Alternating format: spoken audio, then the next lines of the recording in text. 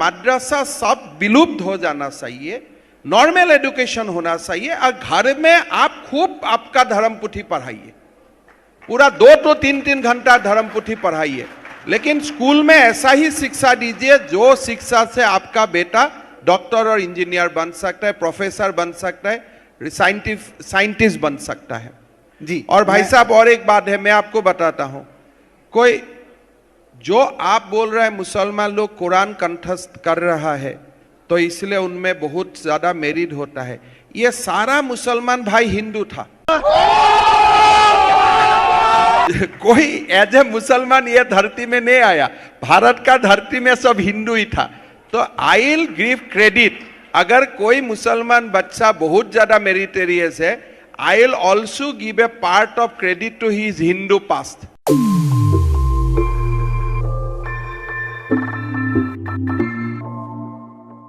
नमस्ते दोस्तों, आप सबका एक बार फिर से स्वागत है आपके अपने YouTube चैनल सत्य सनातन में।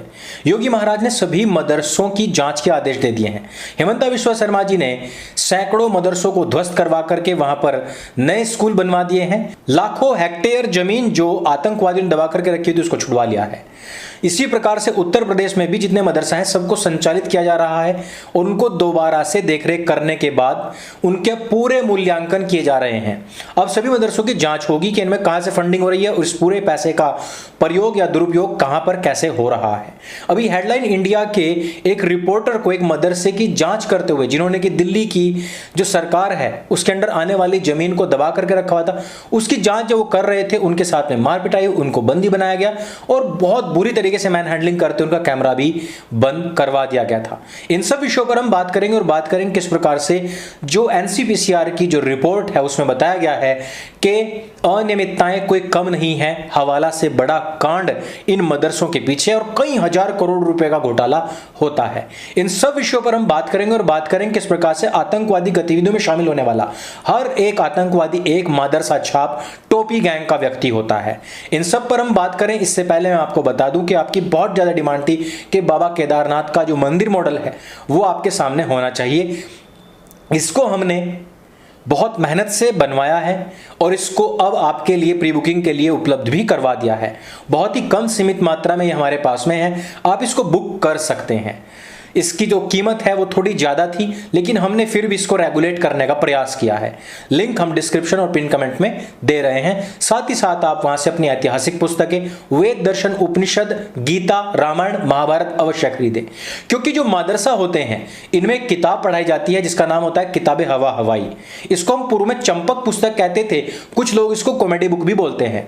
और इसके पढ़ने के बाद में हजारों लाखों की तादाद में लोग आतंकवादी बन जाते हैं, करोड़ों लोगों के गले रेतने शुरू कर देते हैं। और इस मजहब का एक ऐसा इतिहास कि एक आंकड़े के अनुसार अभी तक तकरीबन 100 करोड़ लोगों की गर्दनें ये रेत चुके हैं केवल और केवल अपने मजहबी उन्माद के कारण।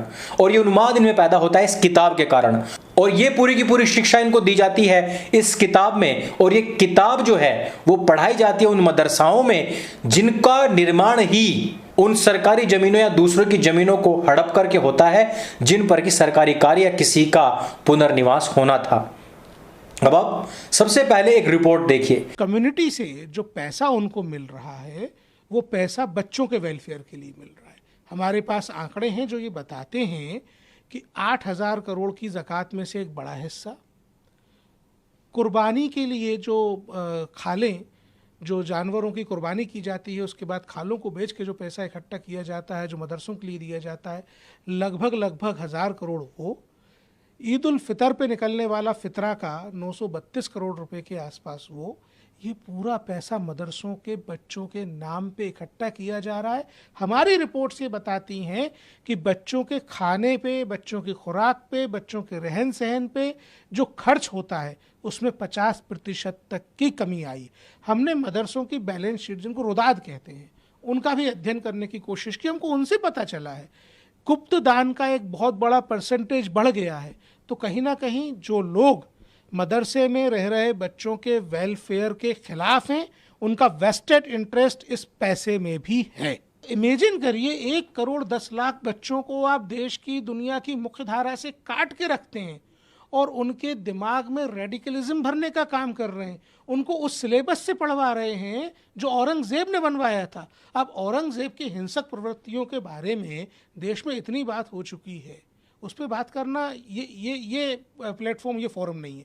लेकिन कम से कम औरंगजेब ने जो सिलेबस बनवाया है उससे तो बच्चों को ना पढ़ाएं, बच्चों पर रहम तो कर दें। इस रिपोर्ट में अधिकारी स्वयं बता रहा है कि किस प्रकार से जो पैसा सरकार की तरफ से जाता है उसका दुरुपयोग होता है, किस प्रकार से हवाला का पैसा आता है।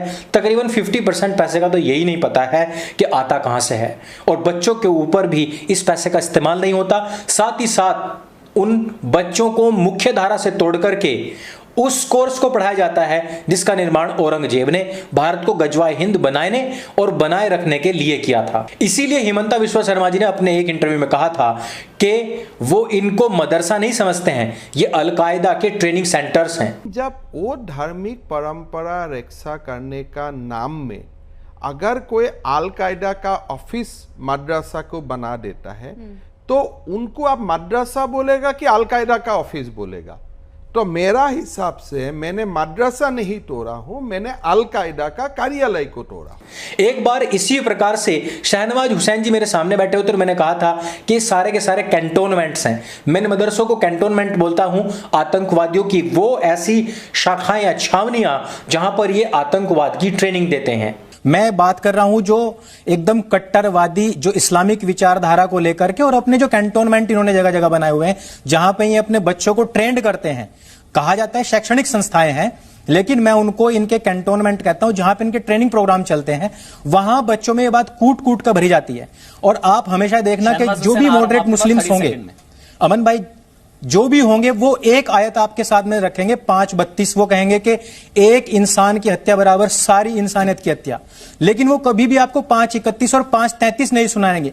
वो कभी नहीं आपको बताएंगे कि कहां पर लिखा हुआ है कि जो इस्लाम के खिलाफ जाएगा उसको सूली टांग दिया जाए, उसके विपरीत दिशाओं में हाथ पैर काट दिए जाए, उसको देश निकाला दे दिया जाए।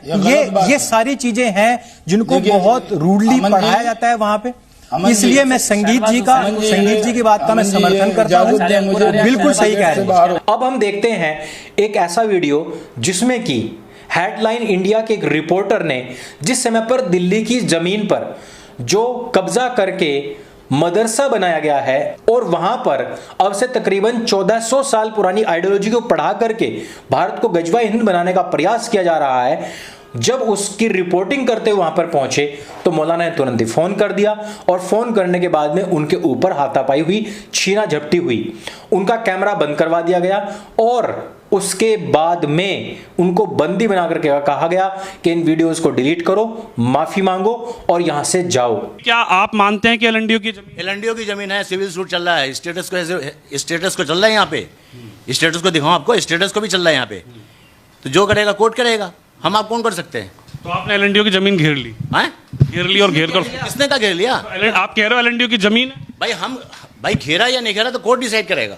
अरे तो आप अभी बैठे हैं यहाँ पे, आप अभी बैठे हैं यहाँ पे, नहीं बंद आ जाइए, एक मिनट। इस बात का ध्यान रखिए कि यह जो मौलाना है इसने इस बात को स्वीकार किया है कि यह जमीन हमारी नहीं है, ना ही हमने इसको एक्वायर किया है और ना ही हमने इसको खरीदा है, बस हमने इसके ऊपर कब्जा कर लिया है और यहां पर मकान बना लिए हैं।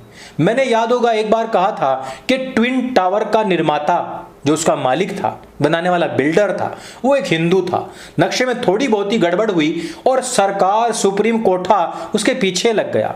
पूरा डायनामाइट लगवाना, उसका खर्चा यानी कि बनाने का खर्चा, मजदूरी खर्चा, फिर उसको तुड़वाने का पूरा खर्चा, ये सारा का सारा बिल्डर को देना पड़ा था।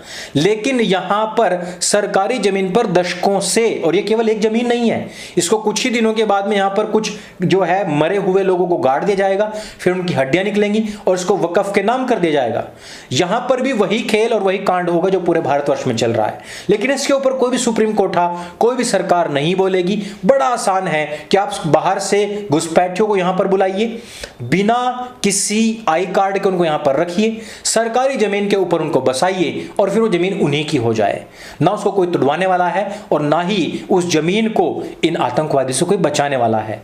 इस्लाम एक ऐसा मजहब जो 1400 साल में 100 करोड़ लोगों की जान लील चुका है, ऐसे रिपोर्ट्स बताती हैं यहूदियों की, लेकिन उसके बावजूद भी हर देश के अंदर इनका रोड पर नमाज पढ़ना, वहां के जो स्थानीय लोग हैं उनको वाजिबुल कत्ल बताना, वहां पर लैंड जिहाद करना, वहां पर लव जिहाद करना बदस्तूर जारी है। इन सभी चीजों को देखते हुए योगी महाराज का जो आदेश है और जो हिमंता विश्व शर्मा जी का जो एक्ट है, वो हमें कहीं ना कहीं लगता है कि असल देश हित यही कार्य है। अगर आपको यह वीडियो अच्छा लगे, जानकारी से भरपूर लगे, तो इसको सबके साथ में शेयर अवश्य करें। बाबा केदार का जो मॉडल है वो आपके बीच में आ चुका है, आप उसको भी खरीद सकते हैं और अपना वैदिक साहित्य, अपना भारतीय दर्शन और अपना ऐतिहासिक पुस्तकें अवश्य खरीदिए, क्योंकि जब बुरे लोग गलत आइडियोलॉजी को लेकर के पूरे विश्व के अंदर गंद फैला सकते हैं, तो फिर अच्छे लोग साथ मिलकर के सर्वे भवन्तु सुखिनः और अहिंसा परमो धर्म, धर्म हिंसा तथैव च क्यों नहीं पढ़ सकते। मेरे संग बोले सत्य सनातन वैदिक धर्म की जय। जय हिंद, वंदे मातरम।